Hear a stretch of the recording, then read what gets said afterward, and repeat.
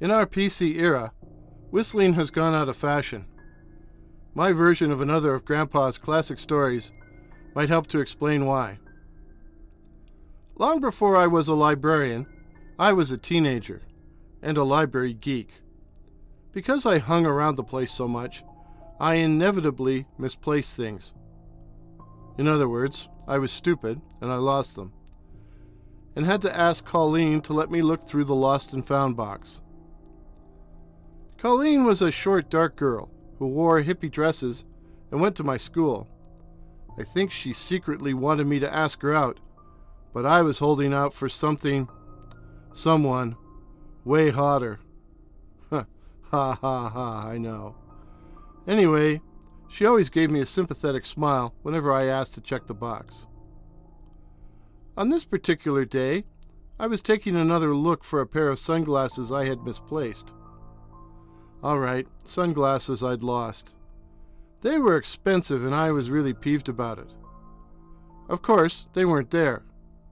Instead, there was this silver thing that looked like a kazoo. "What's that?" I asked. "I think it's a whistle. Do you want it?" And that's how the thing came into my possession. It was a silver pipe, about 4 inches long, and sure looked like a whistle. It had an inscription on the side in what appeared to be Latin. I saw Ted doing his homework in the reference area.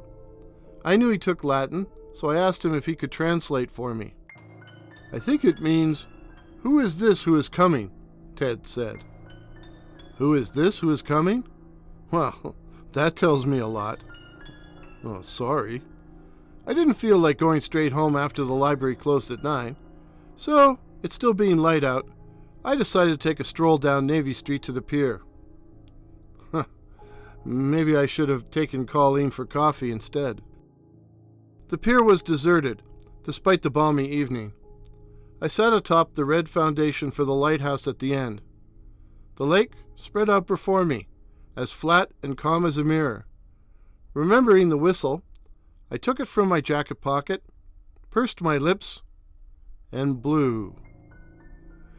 And I was glad I was alone and outside. While not loud, the whistle had a penetrating quality and was probably quite audible at a distance.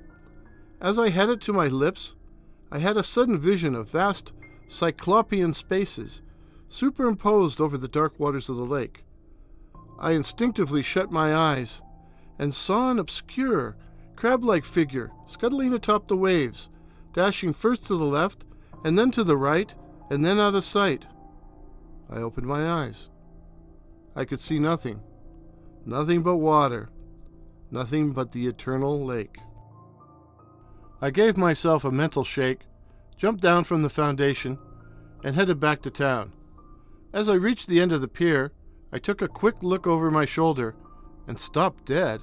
Something was moving back and forth across the dark waters, like a demented water skier. I squinted to get a better look. Nothing. I halted a few times on Navy and looked back. There seemed to be something flitting around the park, but I just couldn't make it out. Later, as I climbed up Kerr, I could see movement at the bottom of the street, but it was just too far away for me to see what it was.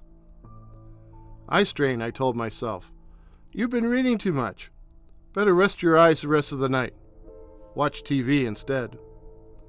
In the end, I didn't watch TV, but listened to the CBS Mystery Theater on Buffalo Radio in the dark. Brought to you by Anheuser-Busch, Brewers of Budweiser. This is E.G. Marshall speaking. I was actually nodding off in my chair when a tremendous wailing shriek, like a cross between a banshee and a night floater, shocked me wide awake. It was just the wind, ululating around the building like a flock of vengeful spirits, something that happened on blustery nights. Funny, it wasn't stormy when I was out earlier. The howling frightened me when I was a kid. I thought it really was ghosts. And, I admit, after 15 minutes, I found the infernal screaming was getting on my nerves. I was home alone. Mom was visiting in the States, and my brother Dave was pretending to plant trees somewhere up north. I usually loved having the joint to myself, but tonight, I wish they would stop that noise. I went to bed. I tossed and turned, listening to the ghostly tumult outside, but eventually fell asleep, which was worse than listening to the angry spirits. I dreamed I was walking the short road past Lakeside Park and had come to a stretch of open, shingled beach. It was dark, and it looked like a rain squall was gathering over the dark waters of the lake.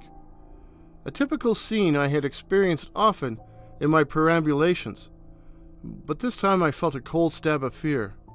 In the distance, I saw an ethereal figure moving between the water's edge and the road. It would raise its arms, lower them, and then race to the lake, and then back and forth, as if it was searching for something. And it was getting closer. I didn't want to see any more, so I turned around and tried to run, only to find my feet glued to the asphalt. I frantically tried to jerk free, but was caught, and then something grabbed my shoulder, and I woke up. It was just starting to get light. I don't know if I cried out or not, but I was glad I was alone. In the morning, I noticed the blankets on Dave's bed, as well as my own, were rumpled and pulled out of place. I knew I had spent a restless night, but I hadn't realized I'd tried Dave's bed as well as my own. I had only part-time work that summer, and was finished by 5. I was on my way home for a quick bite, but as I approached the apartment building, I froze. There was a white face looking out my bedroom window. It drew back into the shadows before I could get a good look at it. I came rushing through the service entrance and almost collided with Jock, who lived upstairs. "Whoa, laddie, what's the matter with you?"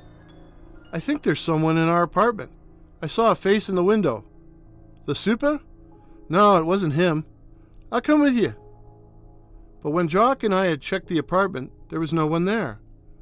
I could see he thought I was pulling his leg, which wasn't helped when my old friend, Lloyd from London, appeared in the open doorway, complete with a case of barley sandwiches. "I heard you was lonely, so I thought I'd come down for a visit." "Here's your face," Jock snorted, and no amount of denial from either of us would convince him we weren't playing a practical joke. We spent a rather crapulent evening, and sometime after midnight, were seated in intoxicated meditation in the gazebo in Lakeside Park. Don't ask me how we got there. My ruminations were disturbed by some movement at the edge of the road leading down to the pier. "Do you see something moving over there?" "Huh?" I took that for a no. Later, as we made the weary slog up Kerr Street, I thought I could make out something behind us, flitting from one side of the street to the other. Movements which reminded me of my nightmare. But I just figured, I was wasted, and on my way back home. Sorry, couldn't resist. But I was wasted, and dazed, and confused. I don't recall falling into bed. I won't forget what came after. I dreamed I was alone in the library after hours. It was dark, and rather than feeling elation at having the place to myself, I felt complete terror. Peering through the stacks, I saw a ghostly, insubstantial figure racing back and forth along the aisle at the back. It would raise its arms, lower them, and then race to one end of the aisle and back again, as if it was searching for something. And it hit me. Whatever it is, it's blind. It can't see, only feel around. For a victim? And a victim. And it was coming closer. Much too close. I backed up, trying not to make a sound, edging my way past the circulation counter and hoping to reach the main entrance unobserved. I shot a quick glance over my shoulder. The grill had been shut across the hallway leading to the front door. I was trapped.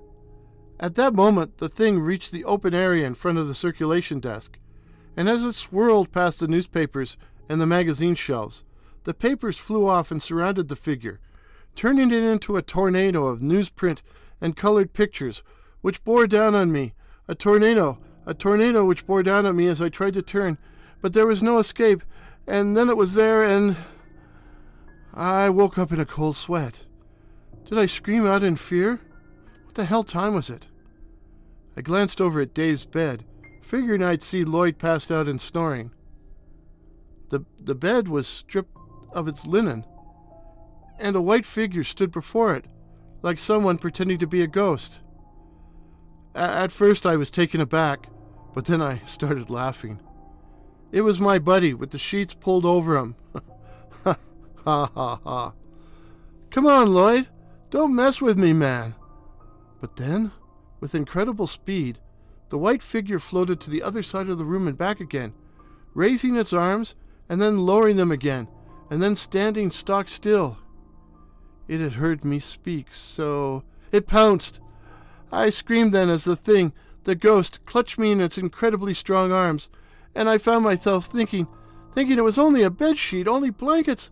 So how did it get so strong as to be able to crush me, strangle me, pick me up, and hurl me against the bedroom window? And then I was laughing hysterically because they were just blankets, and it was going to push me out. It was going to kill me. I was about to die. And then Lloyd was in the room. The light came on, and both the bed sheets and I fell to the floor, where I lay, gasping and crying and laughing, all at the same time. There was a loud pounding on the door, and Lloyd went and got it. Jock began, "I'll thank yous, lad, to keep the But then he saw the look on my friend's face and came inside. Jock sat on the side of the bed as we explained what happened. Lloyd, who had been asleep in the living room chair, had seen the white figure, saw it gripping me in its arms, only to fall on the floor when the room filled with light, leaving me gasping. Its face, it had a face, an awful face. Jock gave me a menthol cigarette to calm me down. After a few drags, I was able to mutter, "It all started after I blew that damn whistle." Of course, I had to spill the whole story, which is why, an hour later, we were in Jock's old Rambler on the QE Bridge as Lloyd hurled the whistle out the passenger side window into the creek 100 feet below. "I'd burn them sheets if I was used too," Jock suggested. But I figured Lloyd, or later Dave, sleeping on them would fumigate them of any supernatural qualities. And so it ended. Or did it? The creek is pretty shallow there, and at night, I dream I am standing beside it on a bright, sun-splashed afternoon. There in the shallows, I can see the silver whistle shining in the sunlight and beckoning me to wade out to it, to pick it up, and whistle. The moral of the story? Never whistle unless you want a reaction. You just might get one that you don't want. And never whistle in a library. Shh!